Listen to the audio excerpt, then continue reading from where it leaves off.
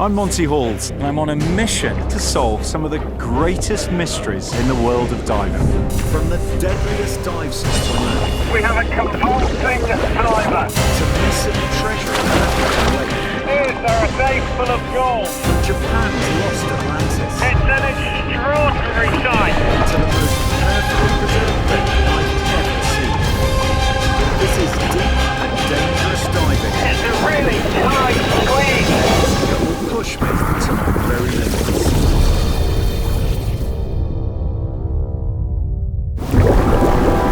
This time, I'm in Japan. In 1986, a local diver on this remote Japanese island made a discovery that filled him with awe and stunned the academic world. それでもう身の毛がよだつっていうんですかね。それはスフンクスのようなものではないかと。I've never seen anything under the water like that before, ever. Over some staggering, perilous times.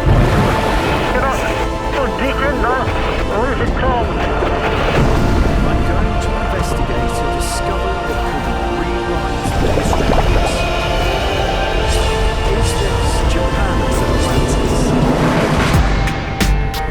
Every so often, an archaeological site of such importance is found around the world that it revolutionises our understanding of ancient man.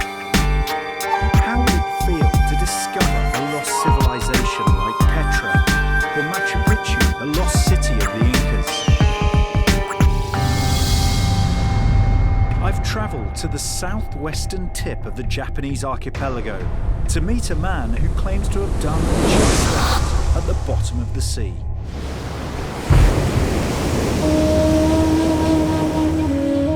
Yonaguni is the westernmost of Japan's Ryukyu Islands.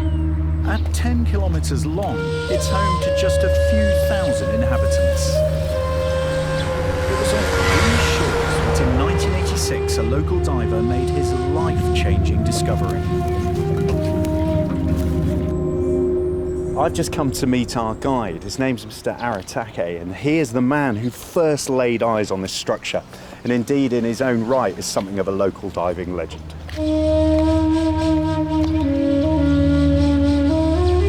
Mr. Aratake is a hugely experienced diver, but nothing could have prepared him for the sight of a vast stone monument rising towards him from the deep. Aratake-san, you've dived the monument hundreds of times, thousands of times, but do you still remember the moment when you first saw it? その海底にですね、こうシュノーケルでもポイントを探したところ、海底にマチュピチュのような遺跡が見えてきたんです。それでもう身の毛がよだつっていうんですかね。なんでこの与那国島にマチュピチュの遺跡がっていうふうにですね、本当に身震いがしました。The first photos of Mr. Aratake's discovery were met with astonishment across the archaeological world. It covers 40,000 square metres and stands 26 metres tall. Just who could have built such an impressive structure? And what is it doing here on the seabed? だから今回モンティさんもですね、ぜひ、潜られるか、またうちの帆船艇に乗ってですね、見ていただければ、これが本当に遺跡だっていうことがお分かりになると思います。I can't wait for that moment. I can't wait to see it.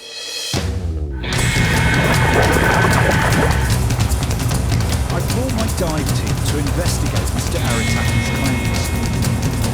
He's agreed to captain our expedition boat, and we're wasting no time in leaving port and making the 3-kilometre journey out along the southeastern coast of the island. The one thing you hear people say again and again and again is that first sight of it just blows your mind. The first sight of it is a moment you never forget for the rest of your life.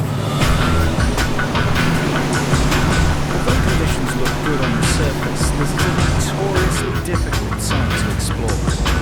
That's why I recruited a team of elite divers to help with the investigation. We're not going to be able to lock in for very long. We'll be supervised by one of Britain's most experienced expedition leaders, Kevin Gurley.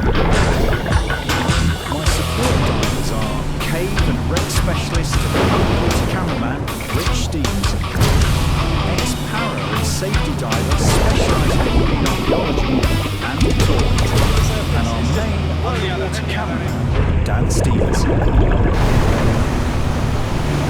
There's always a real air of anticipation anytime you're getting to dive a new site, but this is a little bit special, it's a little bit different. It's such a mystical site, and none of us really know what to expect.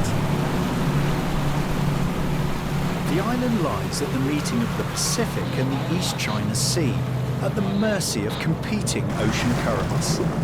All right, we're going to be dropping in this area here where there's very low current, and we're going to be able to basically get together and head out joining my team around the corner. And he knows just how hard it can be here. The current's going to pick us up and basically pull us right on top of the main monument. Where's the current going? That way. The guys only know how much current there is when they're actually sitting on top of the site. And Doug's just said that looking at the way the surface is moving, there's boiling, there is a lot of water movement down there, which is one of the big challenges of diving this site and surveying it properly. Okay, go.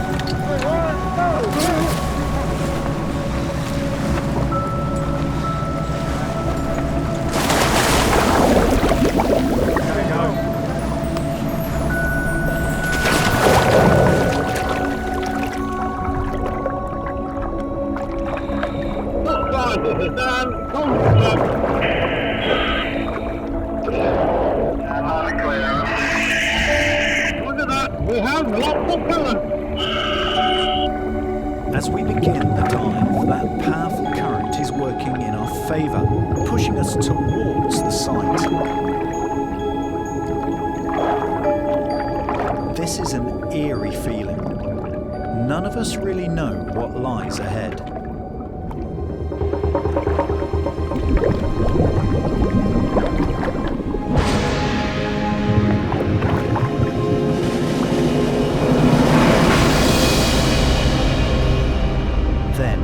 Out of the gloom, a strange angular structure rising from the seabed. This is the Yonaguni monument. It's an extraordinary sight. As the current draws us closer, the true beauty of the architecture here is revealed. Wow! Vast walls, steps and platforms. It's like entering some magical kingdom.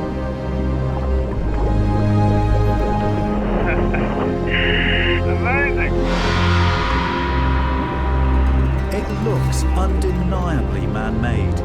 But who could have created such a magnificent structure? And how did it end up here?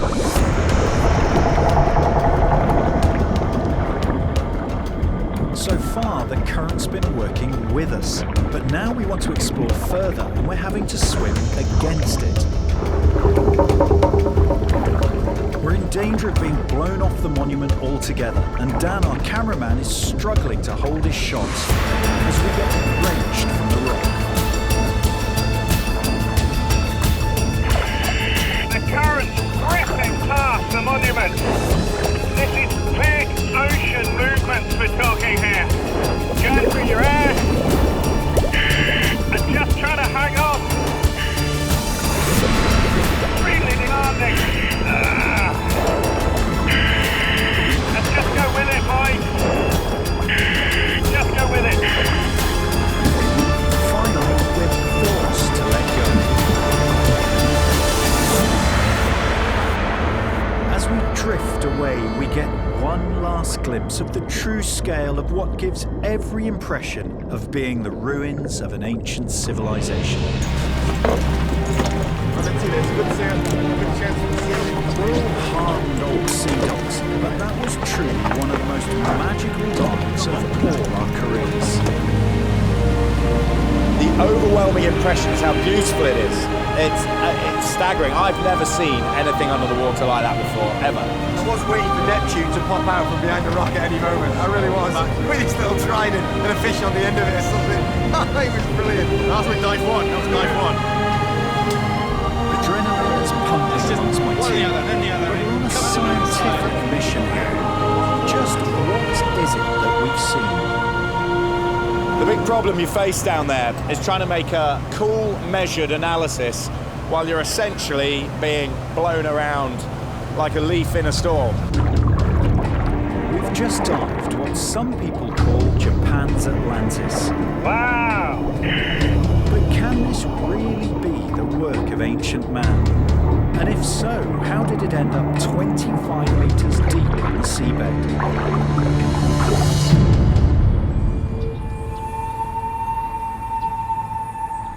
It's every diver's dream, regardless of how cynical that diver might be, to jump into the sea, to look down, and there before them lies the lost city of Atlantis. The myth of a city lost to the waves is in fact common to most ancient cultures. In the east, the legend of Mu tells of a whole continent lost beneath the Pacific Ocean. To many, Atlantis and Mu are just folklore, but the stories could be supported by hard science. What we do know is that 20,000 years ago was the peak, the height of the Ice Age, and then the ice melted, and as it melted, sea level rose.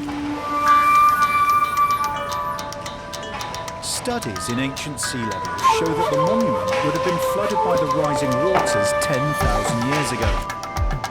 But that means it must have been built 5,000 years before the Egyptians built the pyramids. Were the ancient people of the island capable of such feats? Before we dive the structure again, I'm going to meet a Japanese professor who's convinced that this is the ruins of a lost city. What I don't want to do is just crawl all over it randomly. I want to be really targeted and look for very specific clues as to potential man-made origins. And I think it's Professor Kimura who can point me in the right direction. Professor Kimura is an emeritus professor of earth science at Ryukyu University. He's spent the last 20 years cataloguing and mapping what he's dubbed the Yonaguni Monument. For you, is this the lost civilization of Mu? そうだと思っていいですね。ただしムー大陸というのは、チャーチワードがやはりアーティフィシャルな場所は見ておいてもらいたいと。こちらが多分入り口で門の方なんですが。 As well as what appears to be a built gateway leading directly to two huge megaliths, the professor shows me post holes, wide step terraces and a loop road around the base of the monument. When you get this bird's eye view of the monument through looking at the model here, which is a completely invaluable tool for what we're trying to do, it does seem fairly compelling that this is man-made. This has the hand of man all over it. So it's a fantastic place to really start a vivid visual impression of this extraordinary structure. The professor's studies seem to back up my gut feeling that these are ruins. But I'm surprised to find in the cold light of day that not all of my team agree. It's isolated in an area where everything else appears to be different. There is a lot of straight lines all running in the same direction. It just looks like it's being worked. It just looks like it's being utilised. See, I disagree. I want to believe, I want it to be fully man-made. I think it'd be a great sort of revolution in archaeology and prehistory if it was. However, it could also just well be natural.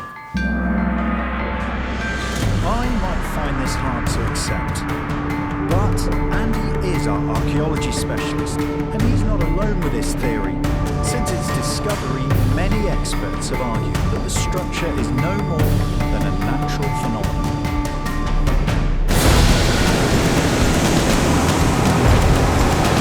We've now got underwater scooters to deal with that breaking current, and a clear mission as we head back for the second day.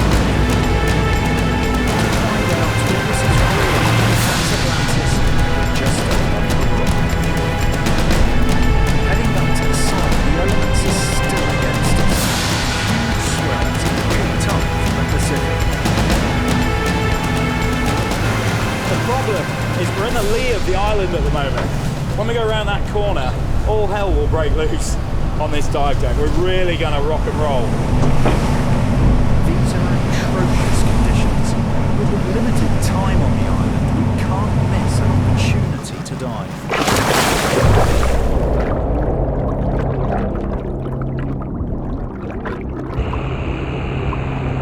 It's a real relief to get underwater, and straight away the scooters prove their worth as we battle the current to the first of the features described by Professor Kimura.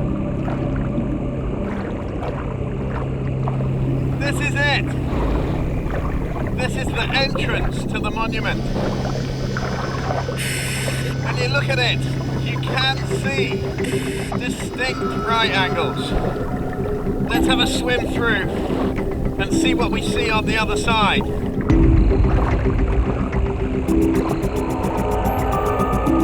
It does seem as though we're passing through a distinctly built gateway. And on the other side, we're confronted by two enormous megaliths. These two vast slabs, like Stonehenge, precisely set on their ends, an exact width apart, entirely parallel. And the big argument put forward by people like Professor Kimura, he thinks these have to have been put here by people. The megaliths are impressive, but each one must weigh hundreds of tons. And I can't help wondering, why are they here? As we move up past these distinctive steps and platforms, the features become increasingly architectural. It's like some solid rock fortress. If there's one area on the whole structure that I think speaks of man, it's this one. The right angles are extraordinary.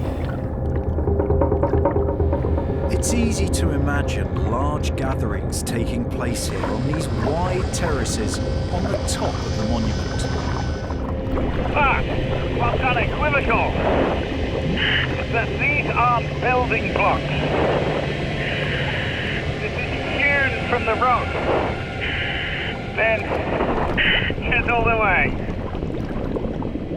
Andy, on the other hand, is still wondering if this has been chiselled at all. Could it really be a natural formation? 10 metres or so below us, he and Kev are collecting a sample to find out what type of rock it is. Dan and I are now 25 metres below sea level at the base of the structure, at what Professor Kimura calls the loop road. This road circles pretty much the whole monument, and it feels like some wind-swept lane as the current is channeled by the walls. We've got just enough air to investigate a few more features. Could this be a line of wedge holes or quarry marks? Is this a rudimentary carving of a turtle, as some suggest? And what appears to be some form of drainage ditch running across the top of the monument. You can almost imagine water tumbling through this channel and off. With our time running out, Kev uses his reserve tank to lift the rock sample to the surface. At the end of a successful dive, this will be a vital clue as to how the structure was created. On a formation that is 250 metres wide, we've seen a whole raft of what do appear to be man-made features. But some experts are convinced man had nothing to do with the Yonaguni monument at all. I've invited a leading geologist and archaeologist to join our expedition. He's a professor from Boston University. He firmly believes that what we're dealing with here is completely natural. Professor Robert Schock is going to look at the sample we brought up and tell me why the type of rock is so important. Now look at that. What kind of stone is that? You can tell me what kind of... sandstone. That's a sandstone. You can this actually is part of see the granules. That's right, that's right. This is part of the sandstone series that we have on the island. This is a series that has nice bedding planes. In fact, this is probably a bedding plane right here. It weathers and erodes out in nice horizontal layers, and it fractures vertically. It's difficult to believe that Professor Schock really thinks this tiny fragment of sandstone proves the monument was formed naturally. But just a few hundred meters from the dive site, he's determined he can change the monument. Look at this. You see that? Absolutely natural. What we have is the sandstones here, and they form the bedding planes. You're actually standing on a bedding plane, nice and horizontal. There are fractures, nice vertical fractures, sets of fractures at approximately right angles. What have you seen underwater? You've seen areas like that where the rock between the two little fractures has eroded out, and you have nice parallel channels. You get this block-like features, you get step-like features. We see it all right here on the surface happening naturally. Yeah, that is, it's striking actually. You can see this. You're looking at the monument. It's a startling twist, and it defies everything I believe so far. Perhaps ancient man really did play no part here at all. But when I think back to our dives, I can't ignore my gut feeling and the sheer abundance of architectural features. Professor Kimura agrees. He claims to know for certain that man was here when the monument was on land. まあこれがその一つの証拠なんです。いやというのはこれは今私がお見せしますけども。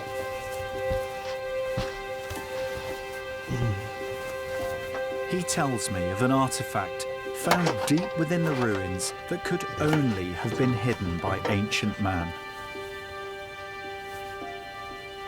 Potentially you're touching something that the hand of man touched last time thousands and thousands of years ago.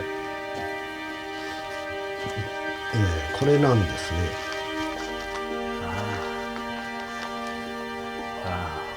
これが出てきまして、ここにこのようなクロスとか穴が開いてるとか。So this is unequivocally man, isn't it? That's the hand of man.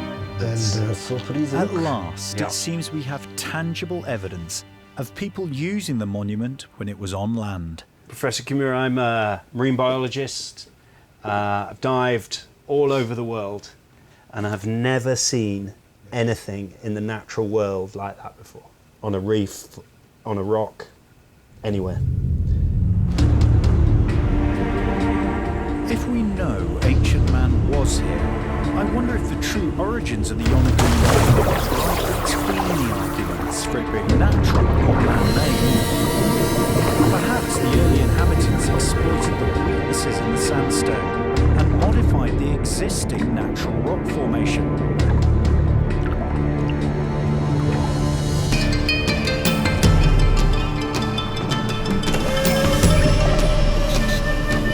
Professor Kimura is convinced that another dive will prove that man did indeed dramatically shape the rock.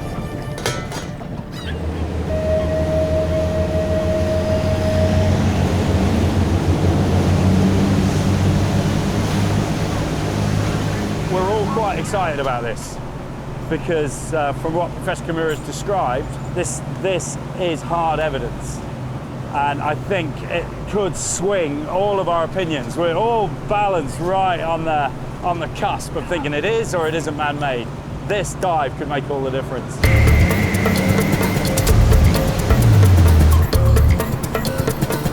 kilometre past the main monument, this natural rock stack known as the Standing God Rock is revered by the islanders to this day.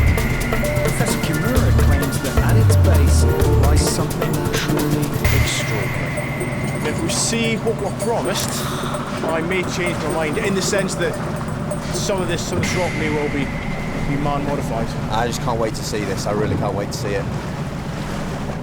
Frustratingly, I damaged my ear on the last dive, and I'm having to sit this one out.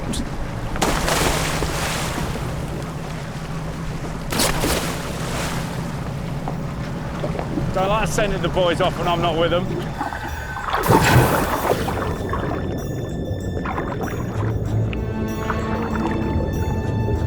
Descending to the seabed, my team heads straight for the entrance of a tunnel, burrowing directly through the base of the rock stack.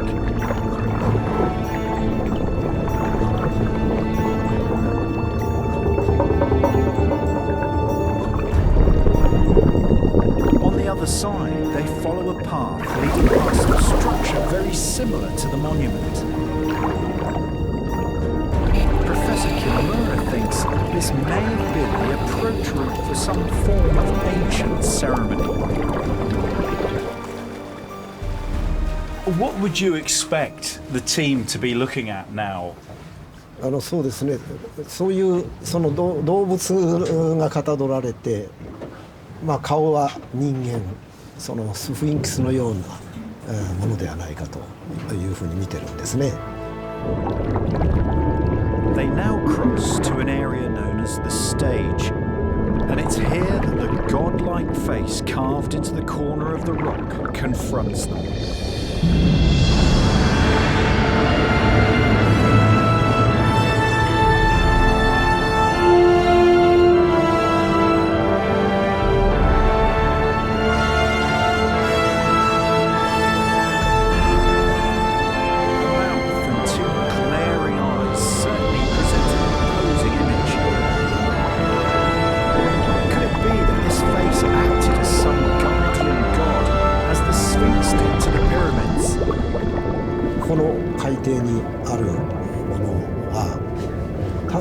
神様ではなくて構造物を作ったその人がそこに守り神としてかたどられてあるんではないかというのが私の印象ですね。It may only be a rudimentary carving, but these apparent pupils in each eye do show symmetry in the detail. The pupil is in the centre of that eye because it's basically 31 to one side and 30 to the other. Right. But back on land, I'm surprised to find my team are again questioning if it's been carved at all. With the light coming on it in the correct angle, it really stands out to be a face. If you come round to the other side, there's no facial feature recognition whatsoever. If it is meant to be this sphinx-like structure, it's half a job, it's not finished. Look at the Sphinx, and the Sphinx is actually, a very accurate representation of Pharaoh at the time. But without wishing to play devil's advocate, again, if the Sphinx was underwater for thousands of years, in an area of really high energy, think of the typhoons that have hit that. You can see the surface just above it, the energy would have been smashed to bits. It's intensely frustrating that we just don't seem to be getting any closer to agreement. Jury's still out, there's still a lot of I evidence. still think this could well be the work of ancient man. With any tool marks or other artifacts lost to the waves, There's a specific reason. just seeing a face in a rock really doesn't prove anything. If you build it to look at it. But I'm not ready to give up just yet. With just a few dives to go, we need to take a radical new approach. Since 1986, when the structure was discovered, what's happened here is people have come here and dived this side. And the statue, the face, they've dived that side. No one's really dived in between or this whole stretch of coastline. I'm hoping the unexplored seabed between the monument and the face may help us understand how the ancients viewed these incredible structures. We've dropped in right on top of the main monument, and the current immediately pushes us towards the standing god rock. Normally, we can't find this. Just stay on the monument. And now, I'm going to let it take me. Who knows what's out there?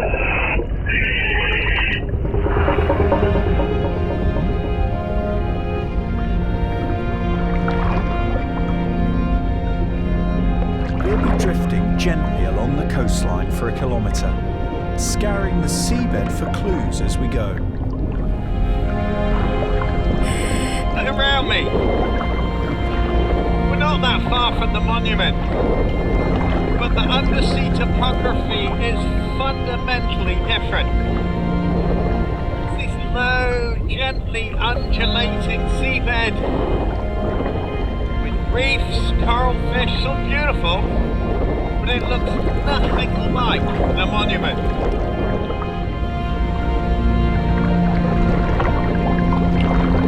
Before long, great swathes of coral give way to a whole new geology. A huge boulder field. If man was here thousands of years ago, there's certainly no sign of him now.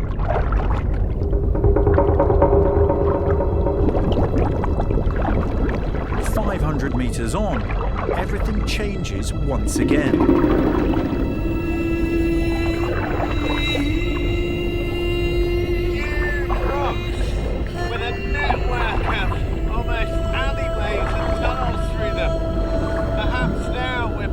More into the type of geology that would create the monument naturally.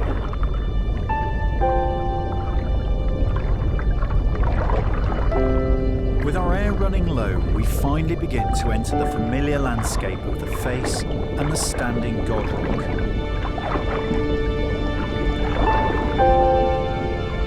We may not have found any more signs of man, but for me, the dive has confirmed one thing. The monuments are, and have always been, unique. The thing that struck me was we're 50 metres, 100 metres away from the monument here. It is so fundamentally different. Yeah, it is. It's not like there's a continuous feature. Just out of interest. Which to me doesn't necessarily say it's artificial, but it says it's stuck out. Yes. This is obviously a massive geological feature. Will this finally persuade the doubters that ancient man would have been drawn to these features, even if he didn't create them? In its own right, regardless of the details we're kind of picking up. A point I'd like to make is something I've found in my studies of very early people around the world is they would work with nature. They would recognize incredible natural features and they would use them. As you say, they would utilize, they weren't stupid. Why create something if there's a perfectly good natural feature there to use and to venerate, to whatever they want to do with it? So little is known about the ancient inhabitants of Yonaguni, but I'm more convinced than ever that the rock monuments here played a central role in their lives. The deeper we're drawn into this mystery, the more I wonder just how sophisticated these people really were.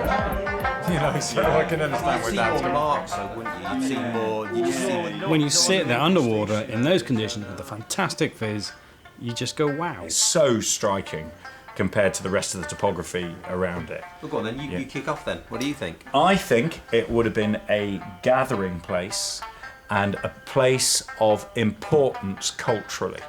Yeah. All those divers hanging But the on. one thing I can't get my head around is if the ancient inhabitants did modify the rock, could they really have done so 10,000 years ago, 5,000 years before the Egyptians built the pyramids?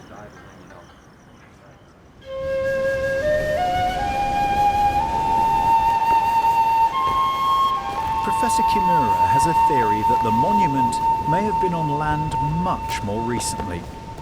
He thinks the answer lies in Japan's notoriously violent tectonic history. 上にできた構造が、断層運動、地震なんかですね、伴ってスッと滑って落ちていったということを示していると思います。How long ago do you think that happened? About 2,000 years ago. So 2,000 years ago, the structure, the monument was on land, and then there was a huge event, a violent event, and the earth shook, and a big chunk of the island broke off and slipped beneath the sea and carried with it the structure and the monument, and it's lain beneath the waves ever since. Yes, you're right. In It may seem plausible, but it is just a theory. And as with everything in this enduring mystery, the experts don't agree. I'm just not finding any evidence of what Professor Kimura is hypothesizing happened 2,000 years ago. We need to settle this question of when the structure was last on land once and for all. And my team has found a limestone cave that might just hold the answer. Stalactites. These rock structures form only on land. If they ever end up underwater, they stop growing and are frozen in time. And that moment can be dated. There are 2 underwater cave systems in the bedrock near the monument. If they contain stalactites, we'll be able to confirm Professor Kimura's theory is correct and finally put a date on when man could have last used this site. But it's a dive that will test our skill and our nerve to the limits. To give you an idea of how dangerous this can be, we've got a choice of 2 caves we could have dived today. We've chosen this one because the other one's still got 3 dead bodies in it. A few years ago, 3 divers entered this cave and didn't come out. Essentially, it's a 2. So this is something we need to take very, very seriously. This is our last chance for answers. If the cave we're heading to contains stalactites, we'll be able to put a date on exactly when the structure sank beneath the earth.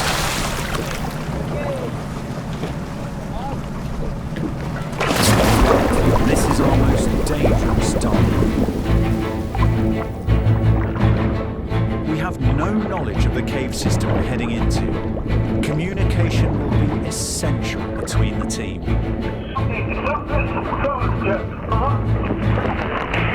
I hear you loud and clear. If comms fail, we need a backup.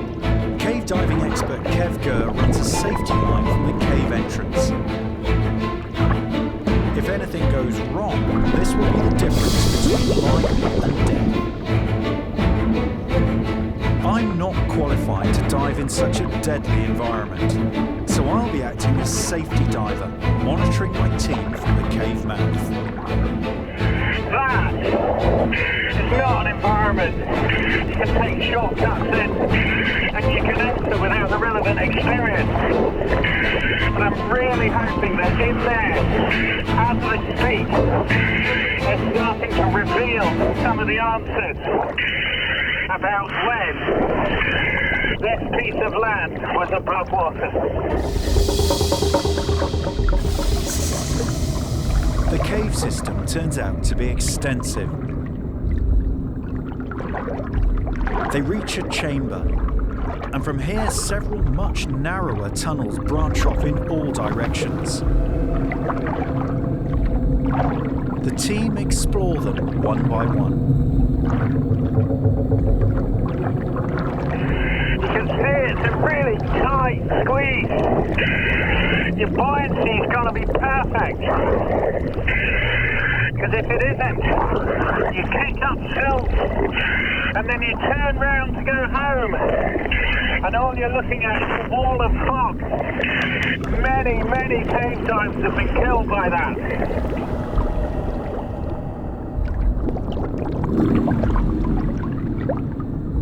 They've now penetrated over 100 meters into the cave system.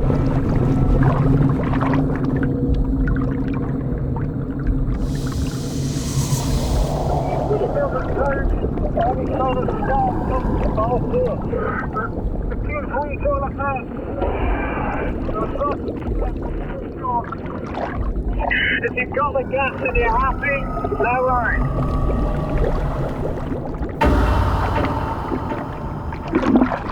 Further into the labyrinth of underwater tunnels, the squeezes are getting tighter and more treacherous.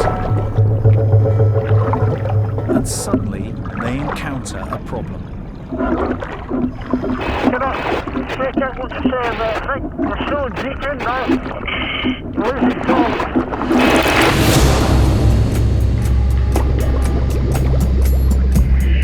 to talk to him out there, but it's tricky. I'm not really picking him up. I'm really struggling to pick up the words. We're now an hour into the dive and have used nearly 2/3 of our air supply. But I've no way of knowing when the team will return.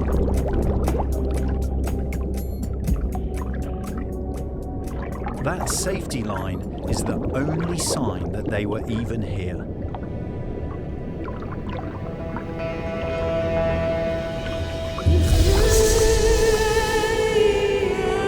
Then, at last, a light in the darkness. But what news do they carry with them?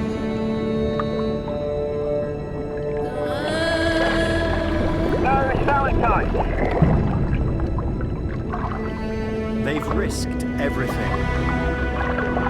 But we still can't know for sure when the Yonaguni monuments were last on land, or how they ended up on the bottom of the sea. It seems the lads couldn't find any evidence of stalactite. Even pushing in really deep into that cave. That is disappointing.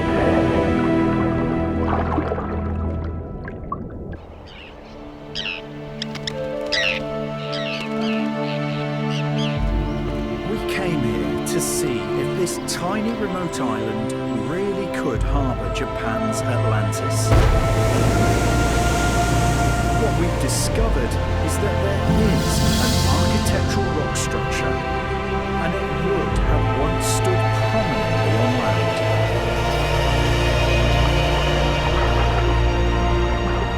I've been desperate to find proof that man built or at least modified this site long before the dawn of civilization.